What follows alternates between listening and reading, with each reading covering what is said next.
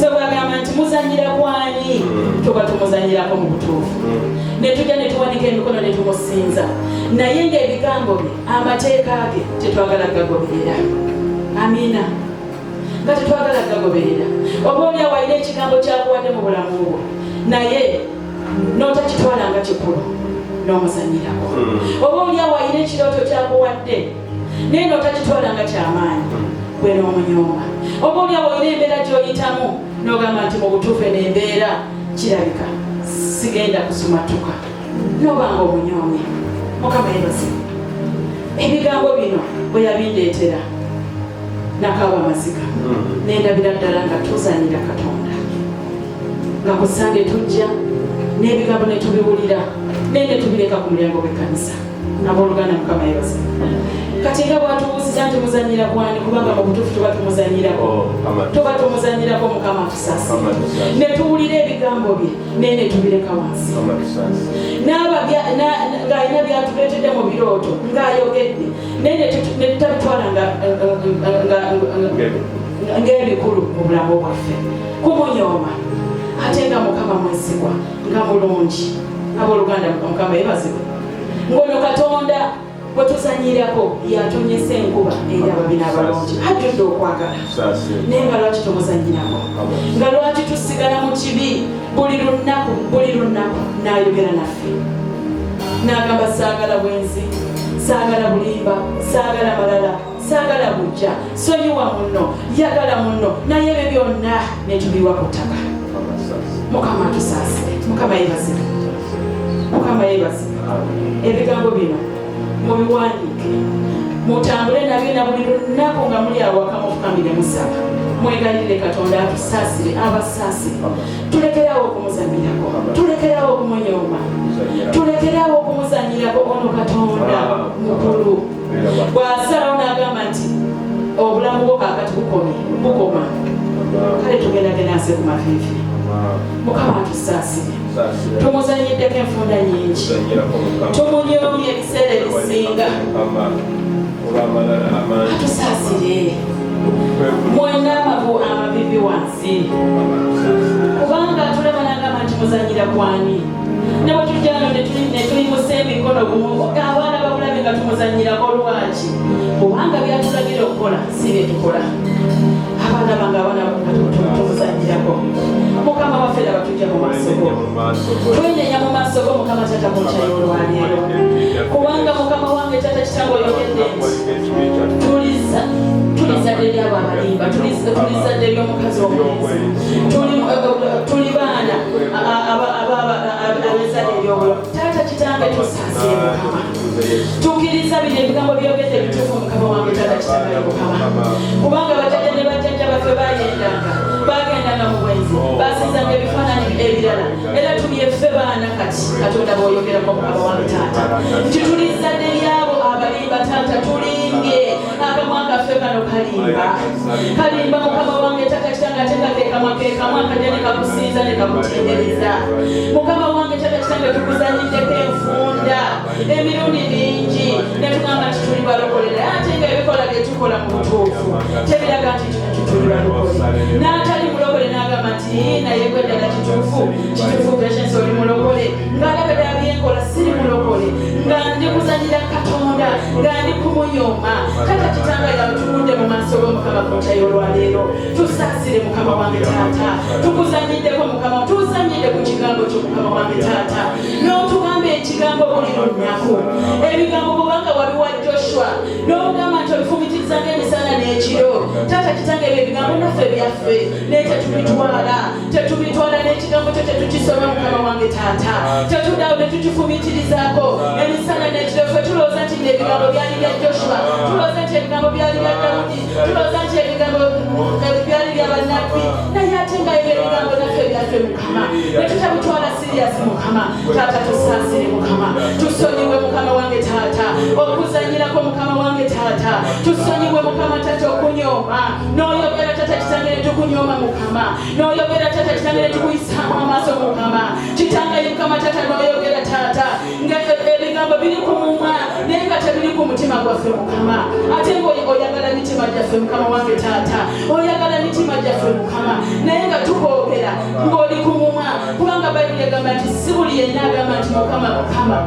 nti ayingire eggulu bwe tutyo bwe tubadde mukama wange taata nga tukwogera ku mumwa naye nga mu mitima gyaffe nga tolimu mukama wange taata nga tolimu taata okuyayanira nga tetukulina mukama okusoma ebyawandiikibwa nga tetukulina mukama wange taata kitange nga tukuzanyirako obuzanyizi bayibuli nga tuzikwata ku sande tuzibikula ku sande mu kyaki wiiki yonna ennaku zonna omukaaga ne tutagenda namu mukama wange taata tusonyiwe tusaasire mukama wange taata oluusi ne tubikula bayibuli naye nga tuyitamu buyisi nga eringa akatabo naye ate ng'ekyo kigambo ky'omukama wange taata ng'ekyo kigambo ky'omukama wange taata nga tugendayo obugenzi nga tugenda okutuukiriza omukolo nedda mukama wange taata kitange byebyo byonna tubikoze tukkiriza nti tubikoze mukama tutuukiriza mukolo kugenda mu byawandiikibwa kusoma naye ate ebiseera ebisinga ne tubiteeka mu bintu birala mukama taata tusaasire mukama wange taata emirimu gitufuukidde emirimu netulooza nti emirimu tulimbize naye ng'ate Solomoni nga bwe yayogera mu kitabo kye n'agamba nti byonna yalabanga byonna mpewo n'agamba nti byonna yalabanga mpewo n'agamba nti ekisinga kutambulira mu kkubo lya mukama katonda kubanga kabaka Solomoni tewali kye yali alina tewali bugagga bwe yali talina naye byonna yalabanga byonna mpewo ng'alaba byonna ttaka n'agamba ekisinga kya byonna kutambulira mu kkubo lyo taata kitange ali mukama kati mukama wange kitange tusaba otusaasire mukama wange taata kubanga kitange mu butuufu tukuzanyiddeko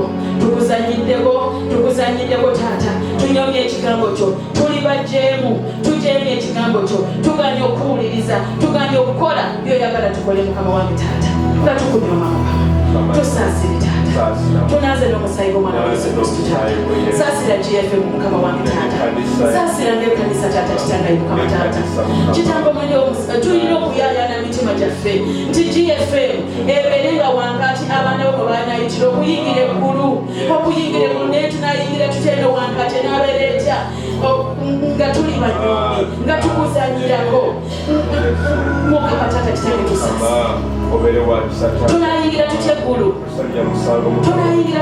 mukama wange taata nga tukunyoma nga tukuzanyirako mukama wange taata tunayingira tutya ng'ebigambo by'otugamba tetubitwala nga bikulu taata eggulu tunayingira tutya mukama tusaasire taata tusaasire kubanga era Isaaya 5:7 ennyiriri ezisembayo ogamba nti abantu bwe batyo babeera ng'ennyanja nga teteeka nga tewali mirembe wadde bwe tubeera mu kkubo ery'okuzanyirako eryokunyooma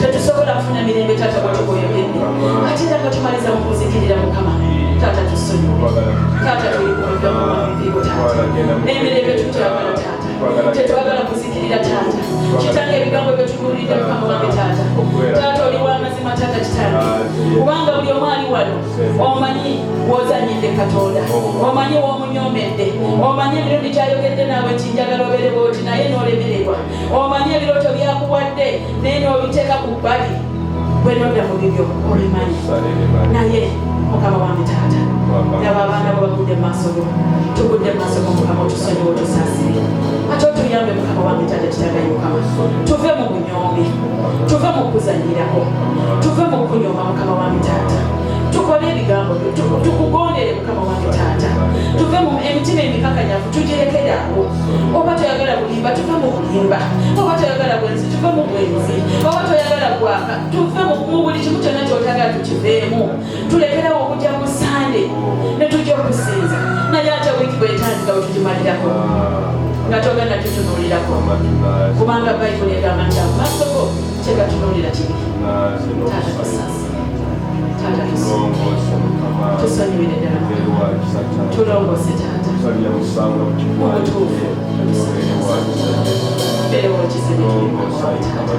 kitange tuboneredde era kansuubire nti muboneredde ffenna tuboneredde mukama wange taata leka tuve mu kanisa eno olwaleero nga tukyuse nga tuboneredde tulekerawo okuzanyirako tulekerawo okunyooma tulekerawo kubanga oli mukulu taata obulebe bwekisa kingi nga tuva mu kwenenya kabaka w'abakabaka Taata Kitange era nga tuli ku musingi omwezi guno ogw'okulaba nti n'amaka gaffe aga GFM tutambulira mu butukuvu ne mu butuukirivu mu ngeri ey'okuma emibiri gyaffe nga gituukiridde.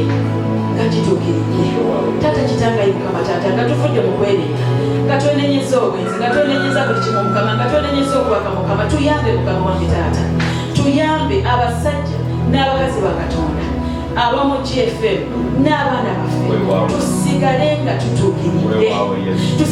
tutuukiridde Mukama wange Taata tukyaye obwenzi tuyambe tukyawe obwenzi tuyambe tukyawe okwanga tuyambe tukyawe byonna bye twagala ku masimu tuyambe ayi Mukama tubikyawe Mukama wange Taata Kitange kubanga n'ebintu bitwala n'obuddemu Mukama wange Taata bitwala obuddemu Mukama wange Taata bwe ne tukuleeta wansi neka byosokeza waggulu Mukama Kitange abaana baffe Mukama wange Taata amasimu gajja naye ne bwe balaba agasibe balina okulaba Mukama wange Taata Kitange bayamba abaana baffe Mukama nabo babeere mu butukuvu ne mu butuukirivu Mukama wadde nga balinaga amasimu omusomali yatugamba nti oba oliawo ne bayisaawo kino amaaso go galema okubiraba owulire ng'omutima gokugamba no sigenda kulaba bifaananyi naffe abakyala n'abaami abafumbo tugaana okulaba ebintu ebituleetako amabala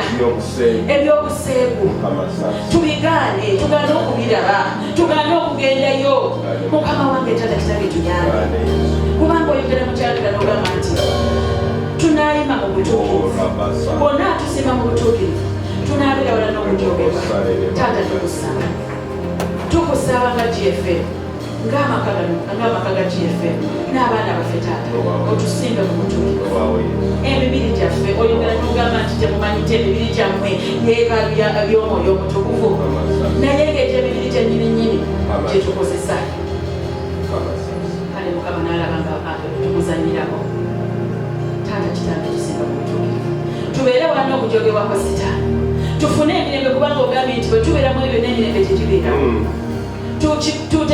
tube nga tumanyi nti GFM tunaasisinkana ffenna nga twirabako nga tumaze okuyima mu butukuvu ne mu butuukirivu nga tumaze okunywera ku lwazi olw'obutukuvu n'obutuukirivu tukyawe ekibi Katonda agamba mukyawe ekibi tukikyayire ddala tuwe amaanyi okudduka Sitaani tumuddukire ddala kubanga Sitaani yajja okubba okutta n'okuzikiriza naye Yesu Kristo yajja okutuwa obulamu ate obulamu obujjuvu leka tukkirize ng'abantu ba GFM amaka ga GFM tutoloba obulamu obujjudde Mukama wange Taata tweyongera okuyinza ng'ekkanisa katugenda mu maaso n'okuzimba Taata Kitange tuyambe Mukama Taata tukwebaza era tukwebaliza ddala tukwebaza Taata Kitange Mukama ensimbirize tukwebaza bonna bayimiridde naffe naye naffe ab'ekkanisa abamu tetunnaba nakweyama abamu tetunnaba nakuleeta ensimbi tezinnalabika Mukama wange Taata Kitange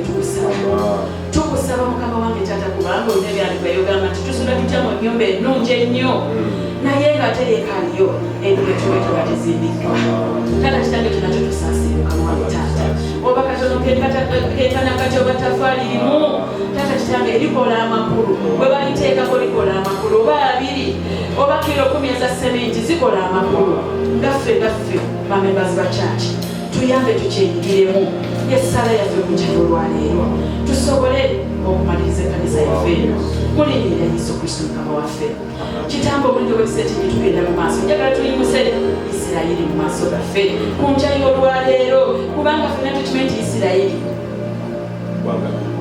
ggwanga tukuvu baana ba Katonda ababereberye ate Bayibuli egamba nti ffe tuli baana bate tuli munyenyeye kati Isirayiri munyenye ya Mukama Katonda njagala ffenna tuyimuse amaloboozi nga tusabira emirembe mu Isirayiri Mukama wange Taata Kitange tusaba kireetawo emirembe Mukama Yesu Kristo ebyandikwa bitugamba nti yegwe you are the Prince of Peace Taata kitange Yesu waffe leetawo emirembe mu Isirayiri tewaliwo mirembe wadde abaana abo bafa abalala bali mu malwaliro abalala batidde taata kitange ebintu byonna byonoonese ebizimbe byonoonese taata emirembe tewali naye mukama wange taata gwe Yesu omulangira w'emirembe leetawo emirembe mukama mu linnya erya Yesu Kristo taata kitange omulungi njagala tusabire abalwadde abali mu malwaliro ababadde affected nga bali mu malwaliro nga balwadde leka tubayimuze abaana Abayisirayiri abali ku kyalo lwa GFM tuyimuze buli mulwadde yenna ali ku kitanda mu malwaliro ga Isirayiri bawonyezebwe mukama takitange gyera tebigenda kukuba gyali tuwonya mukama taata tusaba buli mulwadde yenna ali ku kitanda Isirayiri mukama taata golola omukono gwo mukama obawonye mukama wange taata n'eddagala lirabike mukama wange taata kitange leeta mu bungi mukama mu linnya erya Yesu Kristo kabaka w'abakabaka taata kitange mukama leka tusabire n'abo njagala musabire n'abo abamenyesa emitima abafiiriddwako abeewaabwe olw'olutalo olugenda mu maaso leka tubasabire abanyiga emitima abawonye emitima gyabwe mukama wange tatusaba taata kubanga bayibuli egamba nti yegonyiga ebbundu yegwewonye emitima gyaffe taata waliwo abafiiriddwako abeewaabwe taata mu wakati mwolwo olutalo taata kitange basangula amaziga ku maaso mukama banyiga ebbundu mukama wange taata bawonye ebbundu mukama wange taata yagobeera beera essuubi lyabwe beera essuubi lyabwe taata mu linnya erya Yesu Kristo mukama kitange omuliro wekisa ekitaata njagalira tusabire Isirayiri abali mu frontline abali mu lutalo tubasabire bafune amaanyi obuvumu bayeyogera mu Zakariya 12 timunaafuna obuvumu nga Daniel njagala tubasabire nga bali ku lutalo baleme okutendebwalirwa obawe obuvumu oba ogenda mu maaso okulwana bawe amaanyi nga Daniel yawamuwanga ng'atakulatagula empologoma ng'alwanyisa Goliaasi gegamaanyi bwe buvumu bwe tusabira eri abaana bo abali ku frontline mu linnya erya Yesu Kristo mukama wange taata era kitange tubasabira kubanga bayibuli etugamba mu Nehemiya nti bwe baali bazimba ekibuga mwantu bakwatanga emmundu zaabwe naye nanga bwe bazimba kati taata tusabira abaana Abayisirayiri nti nga balwana emmundu gye babakwata kibeere ekigambo kyo kibeere ekigambo kyo balwane naye nga bwe basaba balwane naye nga bwe basaba bajja kuwangula ojja kubawanguza mu linnya erya Yesu Kristo leka tubasabire mukama taata kitangayi mukama ng'olokoka mukama wange taata ne byonna ebyonoonese mukama mu kiseera ekituufu obayambe baliseewo mu linnya erya Yesu Kristo mukama kitangayi mukama lwekondo of justice leetawo mukama wange taata kitangayi mukama obwenkanya kubanga abo baana b'omukama taata era okwatira ku mawanga gonna gabatuule bakkiriziganye balabe nti emirembe giyingirawo mu Isirayiri mukama wange taata kitange omulungi tusaba essaala eno Zaburi 83 eyogera negamba nti Katonda abalabe bo bagolokose buli mulabe wa Isirayiri afuuka mulabe bo bagolokose batudde bateseza Isirayiri bubi naye eyawandika agamba nti tosirika era taata yatukusaba ku kyolero laleero tosirika yogera paka olutalo oluwangudde mu linnya erya Yesu Kristo mukama wange taata kitangayi mukama taata omuwandiisi wansi n'agamba nti bavaayo bakube nga bwe wakuba Bamidiyani bakube nga bwe wakuba Sisera taata kitange ebyo byawandikibwabyo naffe bwe tusabire mu kujja y'olwaleero nti nga bwe wakuba Bamidiyani nga bwe wakuba Basisera kuwoga omugga abalabe ba Isirayiri abagolokose obafuule Abamidiyani obafuule Basisera mu linnya erya Yesu Kristo taata bafuuke enfuufu mu linnya erya Yesu watyo bw'oyogera ebigambo byo ebiri mu Zaburi 83 bafuuke enfuufu bafuuke empewo ezigunta mu linnya erya Yesu Kristo taata webala mulungi osaanidde osinzibwe kubanga oli muwanguzi mukama wange taata bwe yalwanira Yekosafaati n'olwanirira Dawudi n'olwanirira Musa n'olwanirira Joshua ne kaakati oli mulamu Isirayiri ogenda girwanira Katonda tumukubire mu ngalo kubanga teyeebase eri Isirayiri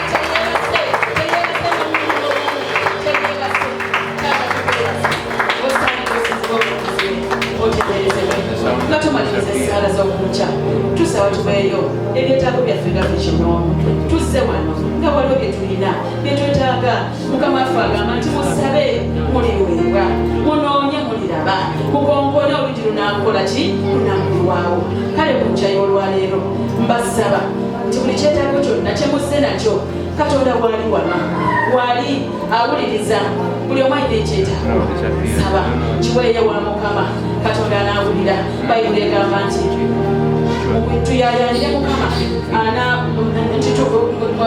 let us delight in the Lord anaatukoguyanako omutima gyaffe musabe taata obulungi wekisi kingi nga batuleeta mu masoko abaana banga bali wano abalala balwadde mukama taata bawonye abalala bagala nsimbi mukama taata omulondireeta ensimbi abalala kitangayi mukama taata basobeddwa engeri emu oba endala abalala bafiiriddwa abantu baabwe taata kitange nabo bakafatire mukama kitangayi mukama tusabire GFM natwogere tusabire mukama tuleetere ensimbi eziziva mukama taata abaana bo bangi taata waliwo be baagala ssente baagala kapito taata kitange nabo abaana bo bawummudde ba holiday makers bayingiddewo twetaaga obugabirizi okulabirira abaana abo taata leeta ensimbi taata leeta ensimbi mukama wange taata era okuuma abaana bo tukuma otulinde mukama kulinde tambule bulungi mukama waleme kubeera mulabe kugolokoka kukuba abaana baffe bakutukuba oba kuba mirimu gyaffe mulinnyirira Yesu Kristo mukama waffe tusabye amiina.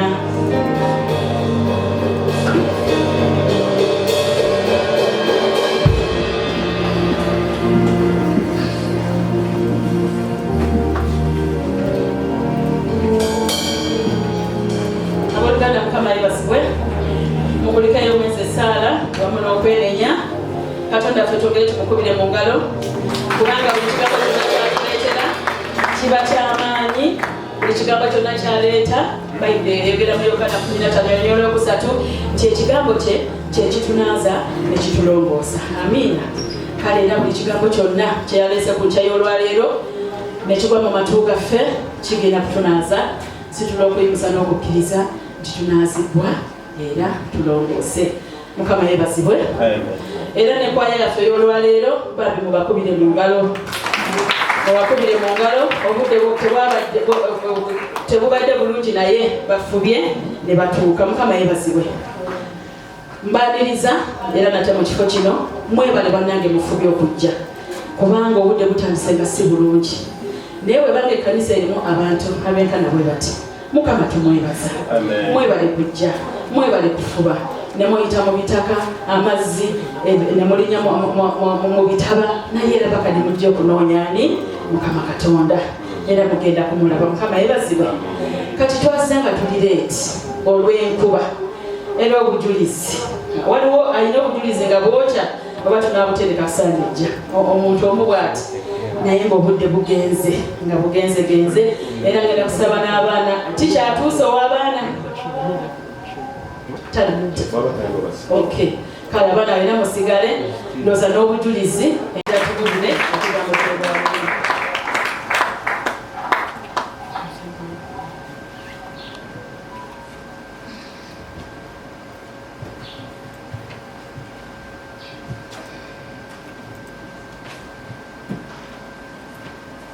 Mukama waffe yeebazibwe nnyo yaloddemu obuuzi akulinaanye omugambe nti nkwaniriza mu kkanisa ya Yesu webale nnyo okujja oli mu kifo kituufu.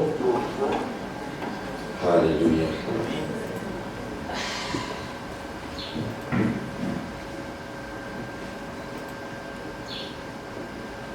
Mukama waffe yeebazibwe abooluganda nate mwebale nnyo okujja ku makya ag'olwaleero ffena tujjidde mu nkuba nga eyiika nga nnyingi naye twebaza Katonda nti nno atusobozesezza okuva mu bitande ebibadde bibuguma bameka tuvuddemu tulimu kitanda naye ng'ogamba naye mukama ekitanda gakiwoomu kino naye n'ogamba nedda kangende mu kkanisa ekyo mukama akikubalire twebaza mukama olw'ekyo. Budde butambudde nnyo naye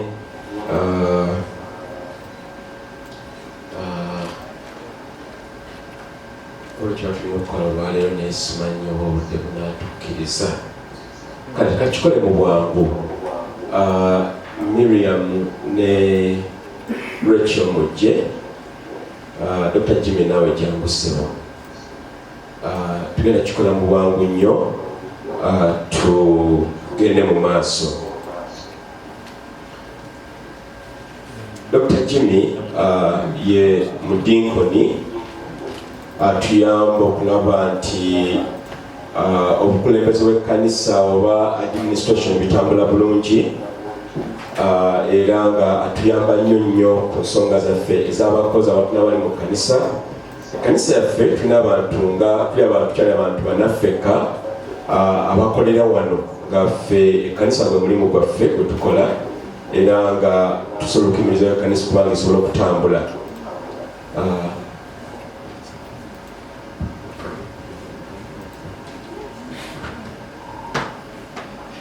Balansiza basaba n'abanyabo nja kumusonyiwa Oluganda si lulungi naye nja kugezaako. So nga pastor waffe bwagambye ndi deacon mu church eno ate mbeera nga ndi member wa alabirira administration ne HR emirimu egyo gikwatagana n'embeera y'okuchurch abakozi ffenna nga bwe tuli. So leero tuze kubanjulira abamu ku members ba staff be church eno. Abamu mutulaba wano nabane mulaba wano abakyala nabiza okuwooza just bali oba volunteer oba basha. Of course bakola ekyo nakyo naye nga bakola emirimu emirala ekyenkamambe egy'amaanyi egya church. Mujja nemusanga nga wonna walungi walabika bulungi, mugende emabega nemusanga nga wonna wali walungi, naye abamu ffe mutulabira wano sifa abagikola bano be ba coordinatinga omuntu yenna akola emirimu egyo egya finance egya administration gyonna egyo gyemulaba emikolo gyemulaba wano gibaawo be babeera emabega nga batereeza ebintu ebyo nga batuleeta ffenna group zonna zemulaba wano aba church abakwaya bonna abado ushers be batucoordinatinga. So tugambye partly mu Luzungu kiri to say thank you but also okugamba nti no tubanjulira tubalabe.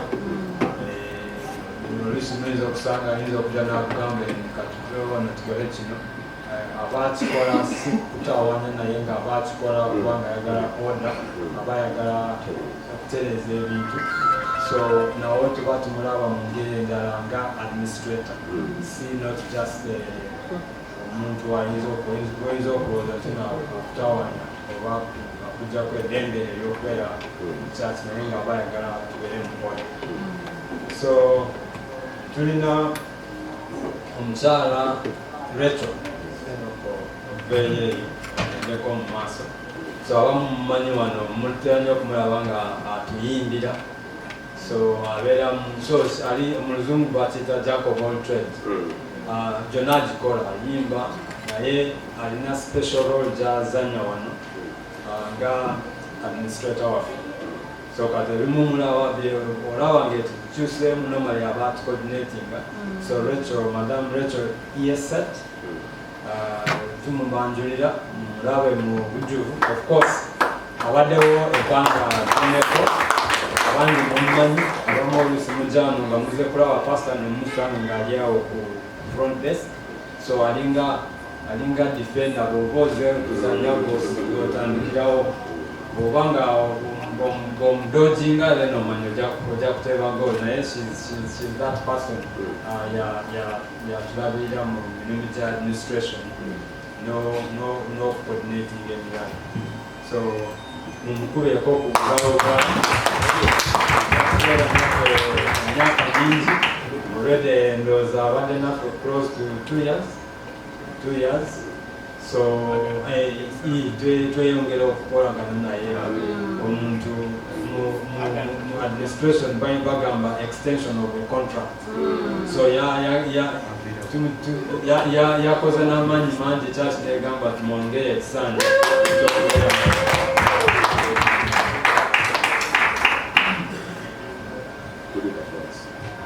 So nono abamu badde mulaba nnyo nga ayagala nnyo akatebe akaliwo ne magerawo ku mpagi yawo. So abangi mwamulaba commitment gye yalina during COVID time. Miriam bwe yalaga self-worth kyaleeta mu GFM nga ali awo coordinatinga abamu mumanyi ali mukyala alibere kam tayagera nnyo musirise naye waliwo qualities alina ezigenda okutwala GFM mu maaso. So abamu mwalaba wano emyezi egiwedde twabagamba twabawulira nti no munaku omu ali memba wa church eno Ambrose yali afunye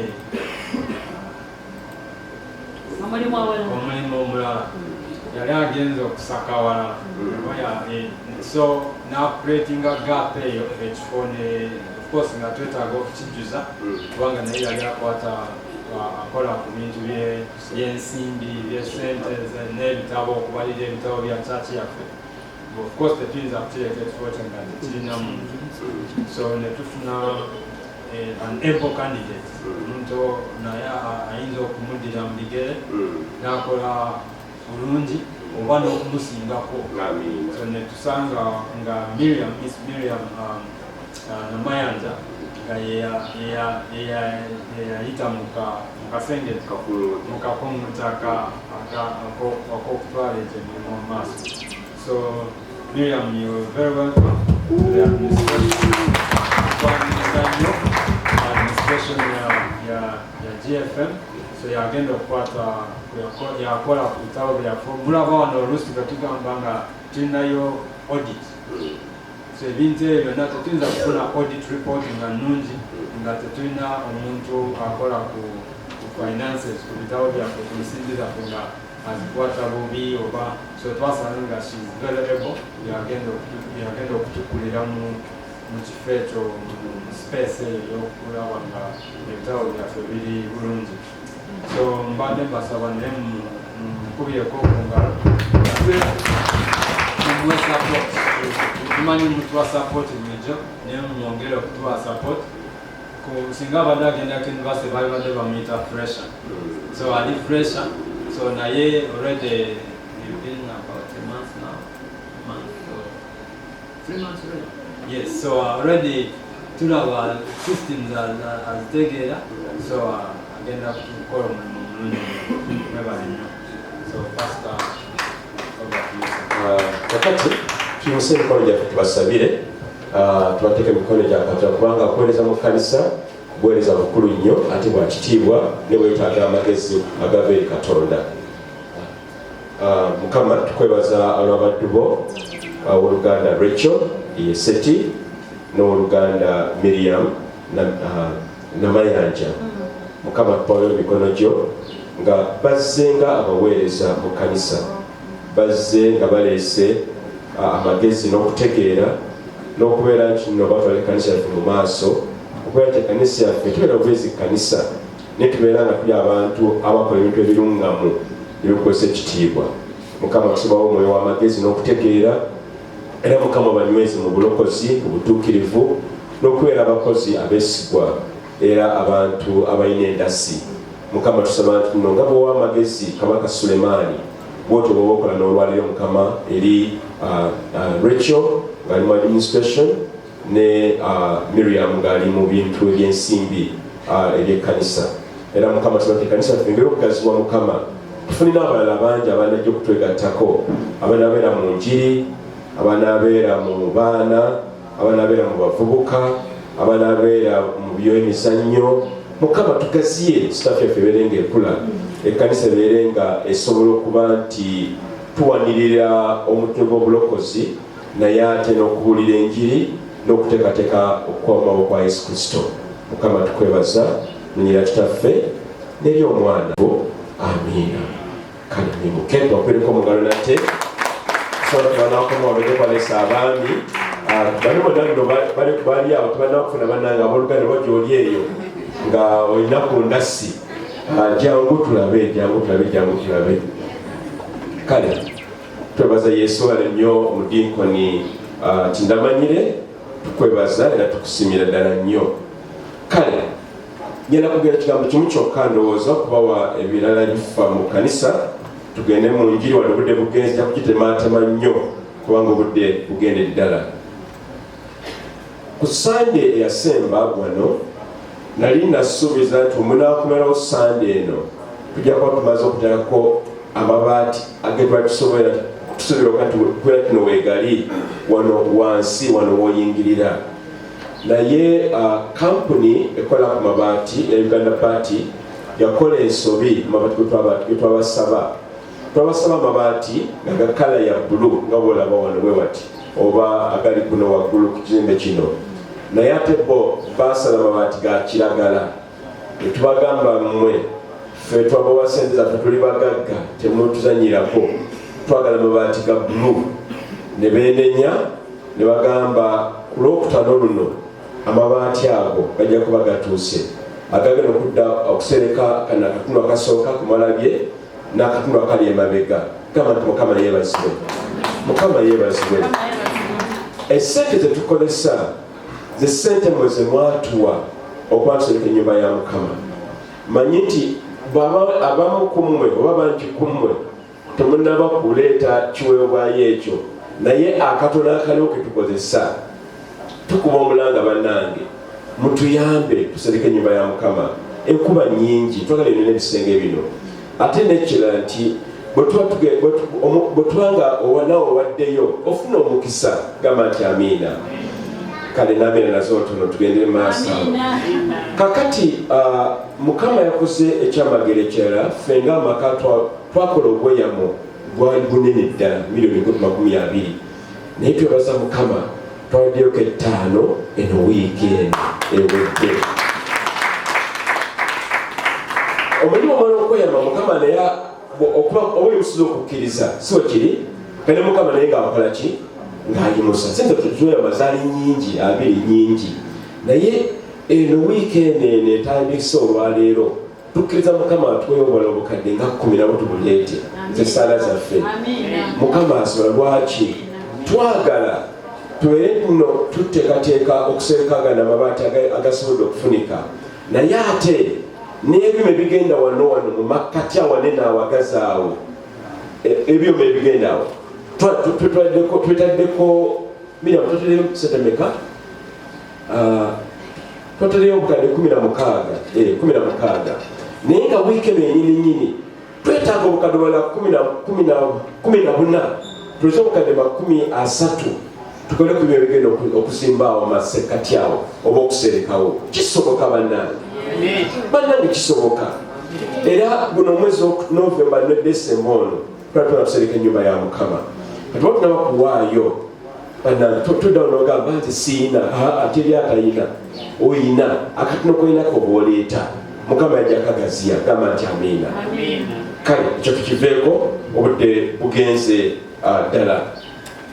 Olunaku olwaleero twagala okumaliriza essomo lino ery'okuggalawo wankaaki w'obwenzi. Emiryango egyo tulina okugiggalira ddala tugiseeko amakufulu amanene ate ebisumuluzo tubikasuke mu nnyanja wansi. Lwaki?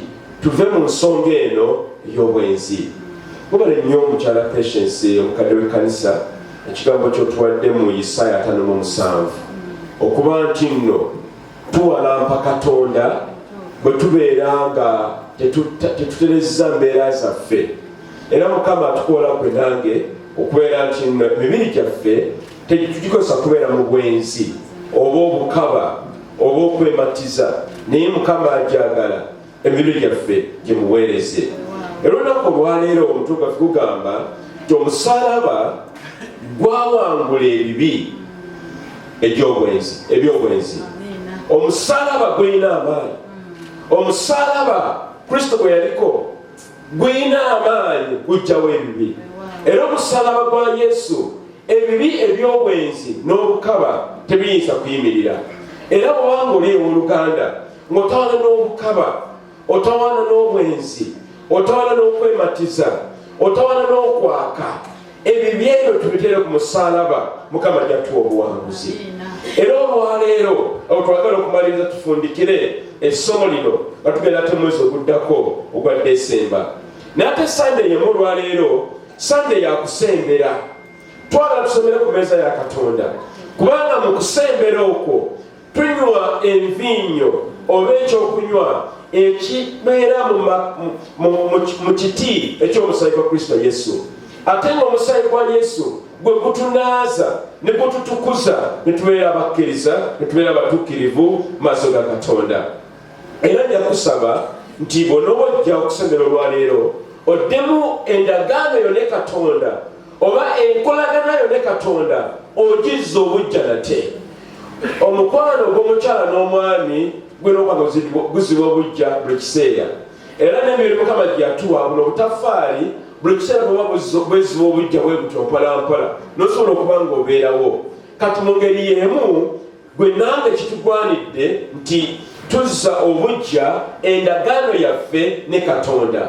Katonda gwe tuweereza wa bujja, era ayagala n'endagaano yeeberegeziba obujja buli lunaku oba buli kiseera kibeerawo. Mukama atukoola bane ng'ekkanisa okubeera abatuukirivu eri emibiri gyaffe. Nti emibiri gyaffe tetugiwaayo gikozesa bya mbyone oba eby'obukaba, naye tugiweeyo eri Katonda, kubanga emibiri gyaffe ye yeekaalu y'Omwoyo Mutukuvu. ekitegeeza omubiri gwo si gugwo ggwe, omubiri gwa Kristo Yesu. Mukama yagukuwa n'akwesiga tujja gutambuza bulungi.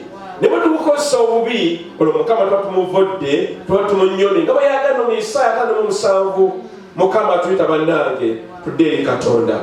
ekyo nga maze kyogera siyinza kwerabira nti tuli mu nsi y'olwaleero ejjudde obuseegu, ejjudde bino byonna eby'obukaba babitukuba mu maaso buli lunaku, biri ku masimu gaffe, biri ku ebipande ebibeera ku nguudo. Waliwo ekipande ekyayaka ennyo mu myaka egiyise, bali batunda mipiira egy'emmotoka, naye nga emipiira gye batunda bagiraze, naye kuliko omukyala muwanvu yenna bw'ati yina bw'olaba yegadanze naye weewuunya. kati nga weebuuza emipiira gy'emmotoka gikwatagana gita n'omukyala ayambadde obuseegu. Mukama bannange atusaasire. waliwo nnaku zonna amazzi baba gayita mazzi ki? mazzi, naye omukyala gwe baateekako yefumuna amakundi gali weeru bwe gatye. ani akimanya akafaananyi ako kali ku mitutu gino egy'ennaku zino? mazzi, naye amazzi ssebo galiko omukazi ali bweru, amakundi n'olubuto liri bweru, n'obuza kakati gana amakundi galina tuyamba gatya. eriwo n'amazzi amalala, ekipande kyokyeka kiri kasangati wano, nga omwana anywa amazzi naye nga amazzi ganywa agamu kugo gayiika wano mu mabeere, era ngamabeere alimu ebiwe gati. n'obuza naye kakati amazzi g'otunda enkolagana eriruddawa? kikyengamba bannange, tuli mu nsi ejjudde obuseegu. emyaka egy'enkaaga n'emyaka egy'ensanvu waaliwo okutyoboola ekigambo kya Katonda, ng'abantu bagamba ebya Mukama tubikooye. ofuna otya omukyalo omu n'omusajja omu nga bo bagamba twakulira mu kikulu kimu nga peesa ery'eburawuzi oba ery'essaati, bo nga bagamba mutuwe ebbeetu tukole bye twagala okukola. kati okuva mu egyo emyaka obuseegu we bwakwatira ejjembe. abantu abaali nga abeesigwa mu maka gaabwe ne babivaako, era amawanga g'abazungu amangi okuva ku egyo emyaka ensi zaabwe zakyukira ddala. lwakuba tali kibinywa nti nno bwe zamala okukyuka naffe ne bitukosa ng'abaddugavu, kubanga abantu bano babeera mu firimu zetwagala okulaba, nga mu firimu ezo bakulaga tekina buzibu okufuna omukyala omulala oba omwami omulala, oba omukyala n'omwongerako abalala 2 oba 3 oba 4 oba 5, oba omusajja owabaka n'aba nga omuyina n'ebeero n'abalala 3 gamba ne bibeera mu ebiti ebyo. era ebiti ebyo gyabamu ebintu bibi nnyo ebingi bitulaba olunaku olwaleero, nga bo bagamba omusajja alina eddembe okufuna omukyala omulala, ne bagamba nti omusajja oba omukyala ayinza okuziyiza okuzaala n'abantu akola bonna basobola okukola n'abanga tafuna lubuto wadde nga mwenzi. Bannange tetuganye family planning mbi rather tetugamba no mbi naye entandika yaayo teyali gamba nno otufuna okuzaala abaana 13 ozaale 3. Entandika bayo yali nti oyinza okuba nga osobola okwenda notafuna lubuto okola ekiki eyo teramanya nti noyina byokoze era entandikwa yaabyo. Era mu ebyo mwe mwava abantu okuba nga batambula bambala obuntu obutatuukiridde era olusitumbuuza abambala engoye zimini mugenda kukekereza ku ngoye oba kekereza ku nsimbi ze mulina mu nsawo. Omulembe ogwo gwatandikiraawo. Ebintu by'obuseegu ebintu byetulaba ebyokulya ebisiyaga byatandikiraawo.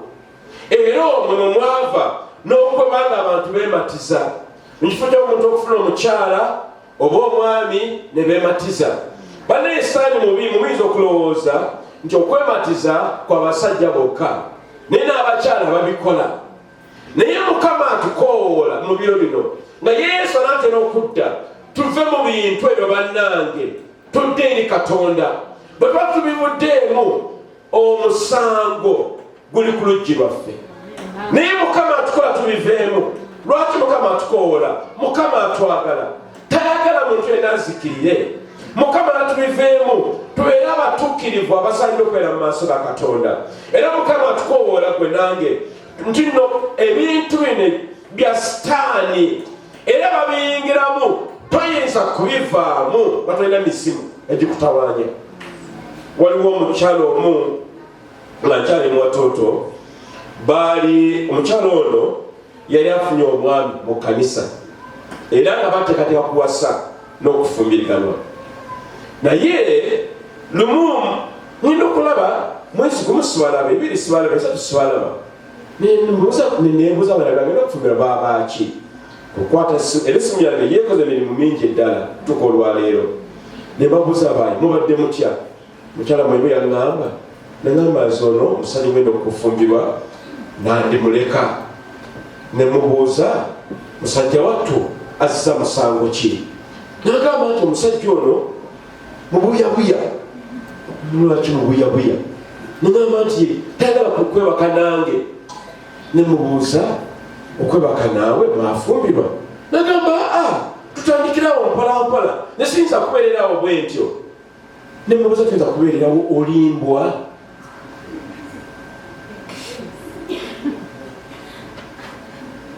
Mukama bannange atusaasire. Bano bantu bayivu. Omukyala yali looya abawolereza naye nga yagamba tasobola kola ki? Kubeererawo. Tusobola okubeererawo, gamba nti amiina. Bw'oba toli mufumbo osobola okubeererawo. Ne bw'obanga oli mufumbo omukyala atambudde oba ali mu nsonga ze osobola okubeererawo. Ne bw'obanga oli mukyala omusajja abatambula n'abyonako ekalamoja biki osobola okubeererawo n'oguma paka. Mukama yeebasiwe. Tetuli mbuzi, tetuli mbisi. Mukama atusaasire. Era omusajja omu yagamba bannange tuli mu mirembe nga n'embwa zitusinga amagezi. Bwatu yakinyonyola n'agamba nti abasajja abagala basajja bannaabwe ne baleka abakyala bakola ekyo n'embwa kyezitakola. Teriiyo mbwa nsajja enoonya mbwa nsajja wadde embuzi enkazi emanya nti eno embuzi nkazi nenoonya ensajja. Naye abantu mu bujeemu bwabwe n'okuvvoola Katonda bakola ebitulina kukolebwa. Naye Mukama atukoola mu nnaku ez'oluvannyuma tuve mu bibi ebyo tudde eri Katonda tubeere abatuukirivu nti olwo nno yeekaalu y'omubiri gwogwo gubeeremu n'omwoyo mutukuvu nga Mukama Katonda yafuga si kibe ekibwa sitaani. Ebiva mu bintu bino bingi. Obulumi obuva mu kigo eky'obwenzi bungi. Sina budde neekambitamu mu ebyo mwangu ddala. Muvaamu okufuna embuto eziteetaagibwa oba ezitayagalibwa. Era abaana bavaamu baba tebaagalibwa. Era bw'abatono bakula nga tebaagalibwa. Lwaki? Kubanga bajja mu lubuto lwa mama bwabwe nga tebaagaliddwa. Era bivamu ebirala okubanga abantu bajjamu embuto abantu balowooza bw'ojjamu olubuto oba okimaze kino kankibategeeze bw'ojjamu olubuto obeera mussi obeera mutemu obeera kkondo era bwogenda mu geyeena mpozi nga wenenyeza okujjamu olubuto si kituufu alina akatono era abalala ebiva mu bintu bino ebyobuseegu n'okwegadanga kwe kuswala osana amenye kugamba kirajja kumanya mumuserikise ne mumulakanya ne mumulaka ne musala kikati ne mukikola naye sani yagamba tebajja kumanya naye bwomala okikola bwoti yasenga n'alangirira ono omulaba anti buno yayonoonye sitani ye bwatyo n'obeera nga towera oli mukazi towera kubanga wakola ekibi bwe babuuza abanne oli mutukuvu tokakasa bulungi byonna bivaamu era ebyo ebivaamu okubeera nti nno oba olina okulimbalima n'obikkabikka n'obikka kino n'obikka kiri naye ekizibu kyekibi nti ne bw'obikka otya era kimanya kivaayo kibuukayo. Mukama wanange atusaasire tubeere abatuukirivu tunyweze endagaano zaffe ze twalayira tubeere abeesigwa mu maka gaffe. Mukama tukoola tuve mu bwenzi tuve mu kwegadanga tuve mu buseegu tubeere abatuukirivu mu maaso ga Mukama. Mukama agamba nti era bino ebintu bivaamu ku ebyo okubeera nti n'amaka teganywera. Lwaki? twabeerawo trust oba ogamba omusajja ono afulumye naye omukazi ono afulumye naye wanagamba toba tokakasa mutima gwo bino bivaamu kubanga wabaddewo ensonga eno etali ya bwesimbu mubaamu n'endwadde nnyingi nnyo era ng'emu ku zo mukenenya gwe nange tumanyi ensi y'Abakaayi e Masaka kumpi yaggwawo lwa mukenenya olw'obwenzi naye Mukama atukoowola gwe nange tuve mu bintu bino bikibeera ebivaamu okuba nti omusajja abaana bakyala abangi namba 2 namba 3 namba 5 namba 6 naye maama sema omusajja omu abakyala abasatu ogenda kukola otya yo notambula otya. Sulemaani yatugamba byonna mpewo temulimu kirimu nabalaga wano omukyala omu ojusi wano sande yaggwanga yesebo abakyala abaami alina abaami 3 akikola atya omuveja agikola atya yabala abazadde baba baani. Mukama bannange atusaasire era ebyo ebivaamu okuba nti abantu bagenda ne bakola ebyobufumu basobole okufuna okuganja eri abaami baabwe oba abakyala baabwe era ebyo ebivaamu okuba nti amaka gayiyizibwayizibwamu ne gabeera nga mawufyawufu kubanga sitaani abifuze. Naye tulina amawulire amalungi nti omusalaba gwa Yesu Kristo gwawangula ekibi eky'obwenzi. Omusalaba gwa Yesu gutuwa amaanyi eri ebisiyaga gutuwa amaanyi eri obwenzi n'okwaka. Omusalaba gwa Yesu guyina amaanyi okumenya enjegere ezo eza sitaani ez'okwaka n'obwenzi. Era omusalaba gwa Yesu tegumanyi bibi ebyo. Bwe tuba nga tugulemeddeko ne twesiga Katonda ajja kutuwa obuwanguzi newankubadde ng'embeeraebeera nsi enyo giyitamu.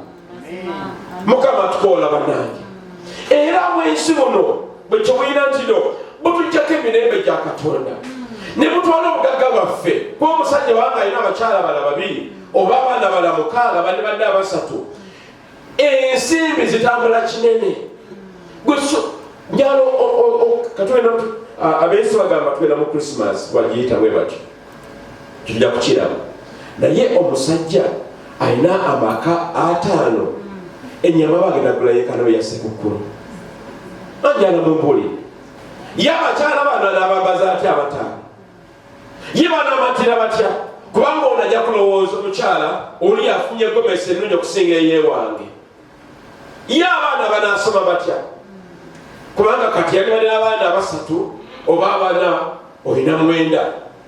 Waliwo omukwano gwaffe omu alina anko we yali muganda wa kitaawe. Omwami ono wenyogerera kaakano yalina abakyala 5. Kaakano mu baana 5 abo mu bakyala 5 alinamu abaana 16 omu 2 3 16.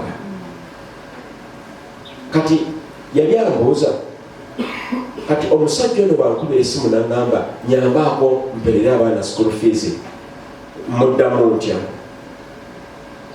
manye ebimusibirumamu ne mugamba omusajja yabazaala abaana be akyali mulamu n'agamba ye ne mubuuza akola nti ye n'abakyala be abalina abaagala nti ye ne mugamba kimulekere tegwali musango sooka osomesa ababona ofisizaawo muweereze newata ofisizaawo mugambe nange siina kafiiremu toba nakyo gwaya bitandika afuka mu buliri bwe yalina okumusolayo bannanga abooluganda mukama atukoolamu ekkanisa GFM tuve mu bintu ebyo bireeta obusungu bwa katonda tufiirwa emikisa gya mukama naye mukama atusaba tunyweza amaka gaffe bw'obanga oli mufumbo musajja nyweza omukyala w'omu bw'obanga oli mukazi mufumbo nyweza omwami oyo omu yekka bw'obanga oli muvubuka tofumbirwanga sigala awo woli tovaawo paka abo bali kujjawo mukama yebazibwe mukama waffe yebazibwe tuba tutya mu nsonga eno ey'obwenzi n'ey'obukaba sokera ddala bwekenenya ebibi byaffe eri katonda ekimu ky'omusalaba ne bwoba oyina ebibi byenkanawa ng'oli kondo mukama akusonyiwa era akusaasira olwo omusajja oyo yalokoka mu myezi gino giwedde egitwalimo mu njiri ye ng'agamba yali mubbi bano bakwate munda batega abantu mu nguudo naye bwe yawulira ku Yesu Kristo n'alokoka kikiŋŋamba nti omubbi n'omutemu balokoka naye n'omwenzi n'abadde mu bukaba omusalaba gukwaniriza kyekisokera ddala ekyokubiri endagaano z'obwenzi zonna zenenye era ozeesaaniko toddayo gamba sijja kuddayo nja kuyimirira mu butuukirivu mukama kyatwagaza gwe nange bw'obanga osaseewo okukola endagaano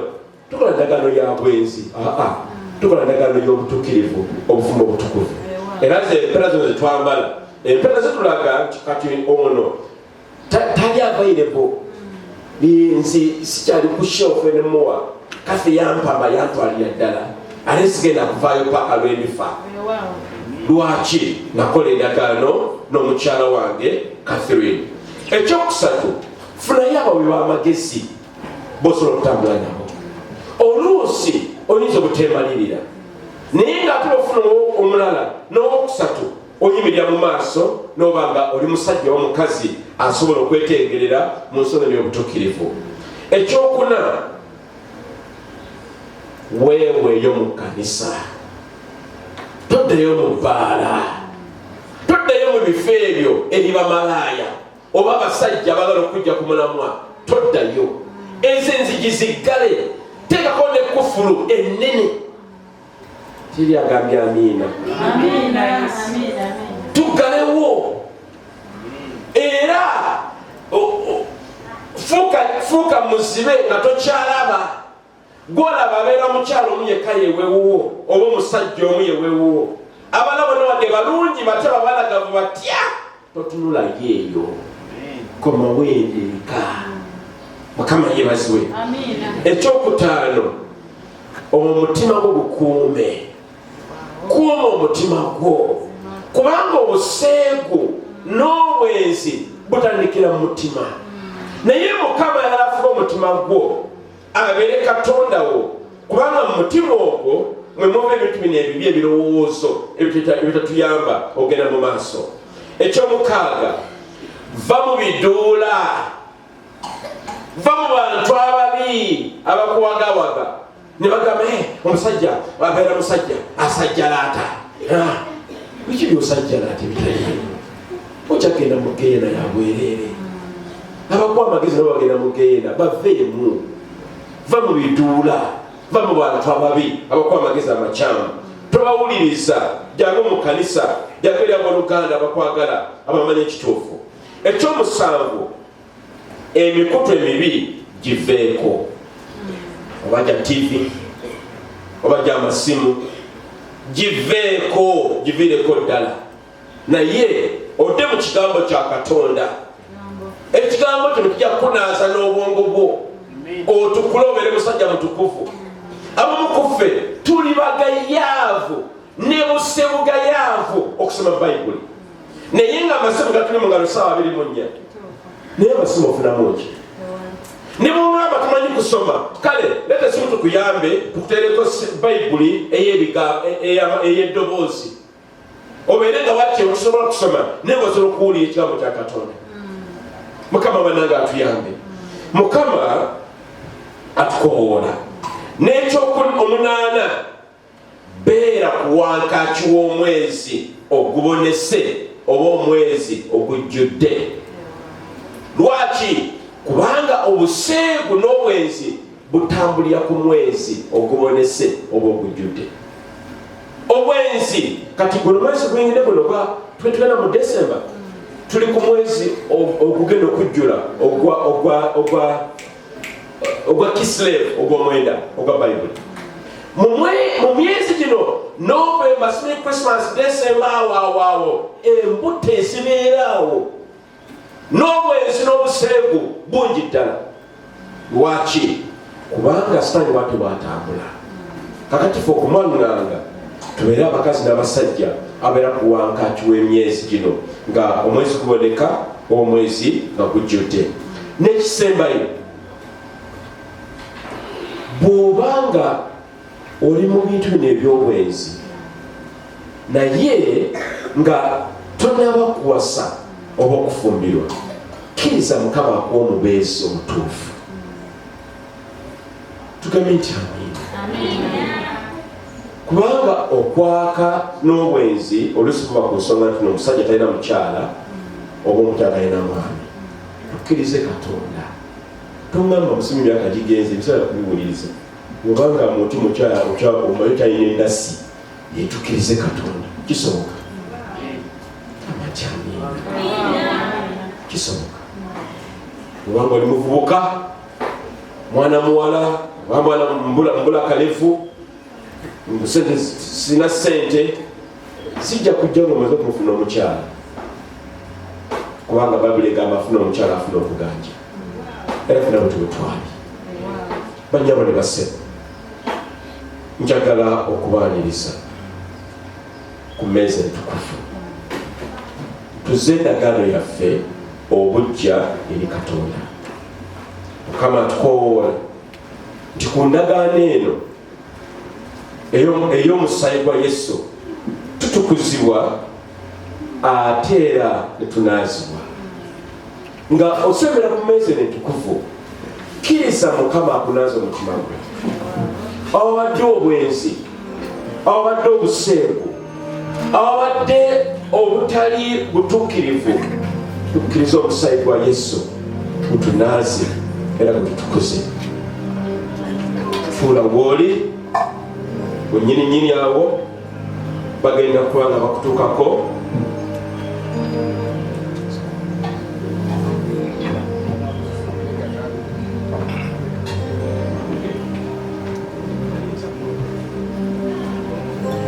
Tulaba nyenyini w'oli awo, tujja kutuukako katulese omugaati wamu n'enviinyo oba ekinywebwa. Tusembere wamu ffenna, funa kyokutte ofunewo kiteeka, tujja kunywa mulundi gumu ffenna kuba tuli muntu omu mubiri gwa Kristo guno. Era Mukama atukowoola nga tugenda okusembera, teekateeka omutima gwo, twala akadde kano ogende Mukama akunaaze, gamba Mukama akutukuze, gamba Mukama akufuule kyayagala obeere, gamba Mukama nti Mukama olwaleero endagaano yange naawe njala kugiza bujja, mbeere mutukuvu mu nsonga eno ey'okwegadanga, ey'obuseegu, ensonga eno ey'obukaba, eba ey'obwenzi. Mukama njala mutonda kupya, obulamu bwange bukyukire ddala, mbeere nga obulamu bwange bukusanyusa gwe gy'oli. Kubanga nayogera n'agamba, kubanga buli lwemunaalyanga ku mugaati guno ne lwemunanywanga ku kikompe, munayolesanga okufa kwa Mukama waffe okutuusa lwalijja. Yawulizirize ku maaso go wonna wooli kakano, wonna wawuliziriza ku maaso go, otandika okwebaza mu Mukama, webaze Yesu olw'okufiirira kwe ku musalaba. Nayiwa omusaayi gwe yakubibwa embooka 40, mubiri gwe ne gutwagulataagulwa, sende kumuvamu mungi nnyo ddala, mu bulumi ne mumaziga amaanyi nnyo ddala.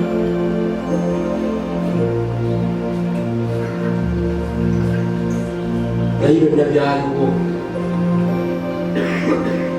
ku lulwo gwe ne ku lwange. Fe abaali balina okufa olw'ebibi byaffe, naye Yesu n'atufiirira,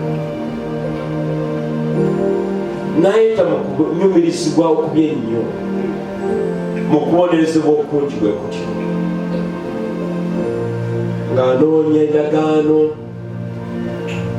y'obutuukirivu, endagaano y'obulokozi. Genda maaso mu bigambo byo, oyogere ne Katonda omugambe Mukama, endagaano yange olwali ogize omuki, n'omubiri gwange nabeera mubiri gw'Omukama. Ebintu bino eby'obuseeku, eby'obukaba, okwegaddanga, obwenzi, okweyonoona omubiri gwange, endagaano zonna zimenyewo olwaleero. Naye endagaano y'obutuukirivu ngizizza okunyolako olwaleero. Genda maaso Yesu olukire naye bannaye. Mukama alikula ku ddoboozi y'Oluganda, ayinza ku ddoboozi lyo. Olabakaza rebosatene barekadene baba yababagasalala balekosotene. Genda maaso genda ne Katonda omugambe endagaano yangiza obudde olwaleero. Mukama mpa amaanyi bwe mbadde engudde nga nsisikuse. Abatabadde butuukirivu Mukama nsaasira onnaasi. Endagaano yangiza obudde olunaku olwaleero. Era ku musalaba nangiri obuwanguzi eri ekibi eky'obwenzi n'obukaba n'okwematiza n'okwaka. Mukama ntwala amaanyi ag'Omwoyo Mutukuvu. Orabakazatani bali reboserere bali kaziri bali ramakakasatara bali kaliyararabayere ribobosarere bali kaziri bali yararabayere. Oh Mukama, tuzenge ekkanisa ya GFM amacaago olwaleero Yesu. Mukama, twegaana ebibi na sitaani byonna Mukama. Tetwagala genda mu geyeena Mukama, tetwagala kufa siriimu Taata. Naye Mukama, twewaale gy'oli Taata, otuwa obuwanguzi eri ebino ebibi Mukama, eby'obwenzi n'obukaba n'okwebatiza n'okwaka. Tubeere abatuukirivu mu maaso go, emibiri gyaffe Mukama gibeere yeekaalu ey'Omwoyo Mutukuvu Taata. Mukama, tunaaze totubonereza Mukama nga byaffe bigwanidde, naye Mukama obeere waakisa. Mukama, tusaasire ekkanisa. Mukama, owaddeyo ebirooto bingi nga biri mu kkanisa Mukama, ng'otugamba ng'ekkanisa mwerongoose, mwerongoose, mwetukuze, mubi mu kibi eky'obwenzi. Ebirooto balenga bingi n'okwolesa okubadde kungi weetireziyise. Naye Mukama, olwaleero tuzze ng'ekkanisa Mukama, tuzze eky'oli Taata, otunaaze Mukama. Tetujja kwepankirako nga bwe twasomye mu Isaaya 5:7. Naye Mukama, tuzze okwerenya era nga tuzze nti endagaano yaffe naawe tugizza obujja olwaleero. Onoobeeranga Katonda waffe, onoobeeranga omulokozi waffe, naffe beeranga abaana bo Yesu. Era Mukama, tusaba ffe abantu abakulu, abaami, abasajja, abafumbo, abakazi abakulu, abakazi abafumbo, bamaama, naffe Mukama tujja Yesu gy'oli, wamu n'abavubuka ab'obwana n'ab'obulenzi. Mukama nga tugamba olwaleero tugezza obujja endagaano yaffe ey'obutuukirivu era Mukama tusaba n'ekkanisa yaffe Mukama otubonereza taata toggalawo mikisa ejja mu butuukirivu toggalawo kubotola kubanga olw'ekibi naye Mukama ggulawo kubanga twenenyeza ate tuzza endagaano yaffe obujja Mukama tukwebaza tukusinza Yesu tukwebaza Yesu genda maaso webaze Katonda mu bigambo byo genda maaso Mukama mwebaze genda maaso Mukama musinze yimusa ku ddoboozi eryo Mukama mwebaze kubanga yakusaasikira era senga tekwali musayi twandifiiridde ddala ddala naye gamba Mukama mwebaze Mukama mwebaze o rabasalere rabakazararabalere bali rabasararabalere bali gazeri bali yararabaye o babuya babagaza tene bali gazori bali o rabakazararabalere bali gazori bali o rabagaza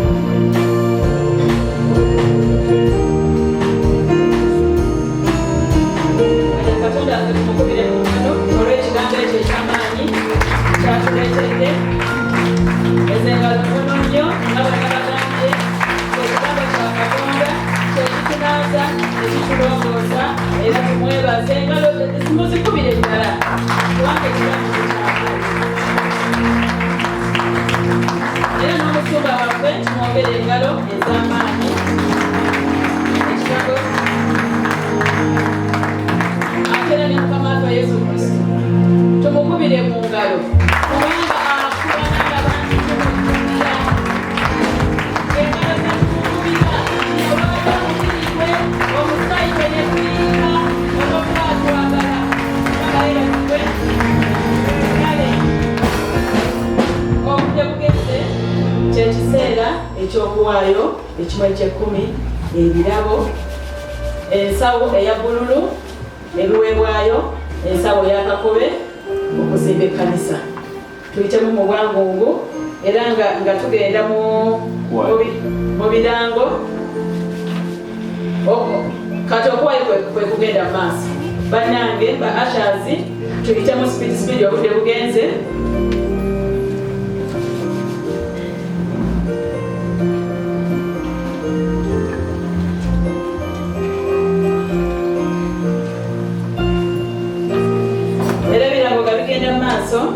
ekisooka kya byonna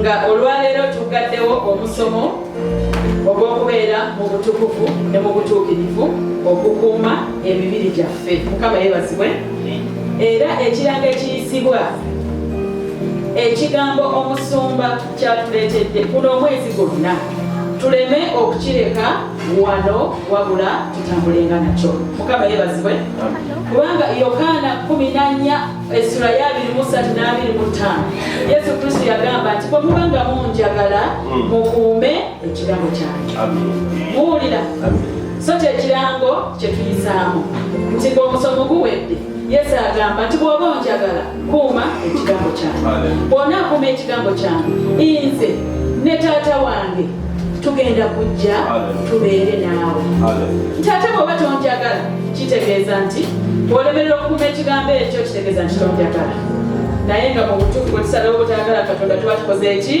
nga tuwedde amiina ekiranga ekiddako kibannange twongere okugenda mu maaso n'okuleeta ensimbi ekkanisa yaffe eserikebwe tuyingire nga tweyagalira mu yeekaalu ya Katonda ng'eri smart ng'enyirira Mukama yeebazibwe era ekiranga ekirala waaliwo okusomesebwa ebikwatagana n'amaka ne finances okusomesebwa okwo kwali kwa mwezi ogwaggwa oba mujjukira bwe twatuula wansi awo mujjukira bwe twatuula mu meeting eyo era olwaleero ku ssaawa 7 tugenda kuddamu tutuule tweyongere omwekaanyi mujje n'ebibuuzo n'okusinga okululi abakulembeze baffe omusumba n'abalala we bali tweyongere okukanya ensonga ezo ez'okulaakulana mu maka. Amiina. Okuva mu bwavu. Ekiranga ekirala nti waliyo okuwulira enjiri mu kifo ekyo bayitayo kamonkooli.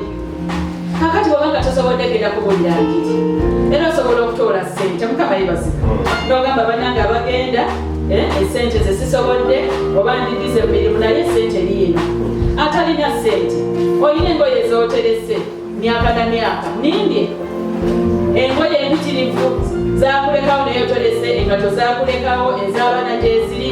Bannange musireete abagenda okuwulira enjiri ekamonkooli basobole okukola ki nga 14 Desemba basobole okugenda kubanga enjiri eno enyuma nnyo nga tututte enjiri naye ate gawala ne betwetisse. Mukama yeebazibwe.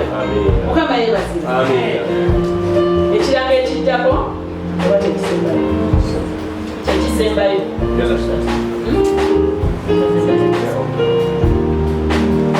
kale bannange nga tugenda okugalawo saavisi yaffe.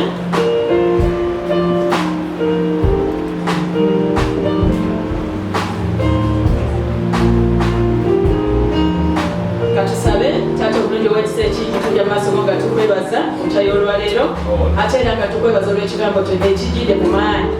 Mukama wange taata weebale omulungi osaanidde osiizibwa obugezibwe era kitange tukwebaza nti n'ebiweebwayo ku mukyayo olwaleero obiwa omukisa Mukama wange taata kubanga bigenda kuzimba kanisa n'okolebwa emirala mu Mukama wange ate n'abawadde obawa omukisa Mukama wange taata oyongere ogasiye ensalo zaabwe emirimu gyabwe ogiwa omukisa Mukama wange taata. Kitange ayi Mukama abalala obakuze bafunire promotions abalala taata kitange ne salaries obongereko olw'okuba nti bawaddeyo mu linnya erya Yesu taata n'abatawaddeyo Mukama mu guno omulungi kitange obasobozese ayi Mukama emirimu baleetere ensimbi baleetere Mukama wange taata oba bizinesi bawe capital basobole okubanga basobole okuwaayo ku kanisa mu linnya erya Yesu Kristo kitange tukwebaza osaanidde osiizibwa obulungizibwe mu linnya erya Yesu. Amiina. Bagenzi abatusituke tumalirize saavisi eno era nga tumaliriza essaala twasabye bobwenkya tusaba era nga tubasabira musumba nga bwagambye nga bwe tulanze tuve mu kifo kino ekigambo kino eky'omwezi guno tutambule nakyo twagale Mukama waffe Yesu Kristo twagale ekigambo. Mukama yeebazibwe. Bwe tutayagala ekigambo kitegeeza tetumwagala. Amiina. Era nga tuwumbawumba saavisi eno yessaala gyetubasabira nti mwagale ekigambo kya Mukama Katonda. Omusumba nga bw'asabye essaala ye badde ebisibeera kiddamu nti naye tufube okutambulira mu butuukirivu naffe tubeere n'okuyaayaana okuyingira eggulu era tusaba nga tuva mu kifo kino nti nga GFM tufulume nga tuli focused nti ebibi byonna tubirese tugenda mu ggulu mu linnya erya Yesu Kristo mu linnya erya Yesu era nga twatula ekisa kya Mukama Yesu Kristo n'okwagala kwa Katonda n'okusiima Mukama mutukuvu beera naffe ffenna era abooluganda bonna emirembe egitaggwawo. Amiina. Omukisa gwa Kitaffe Omwana n'Omwoyo Omutukuvu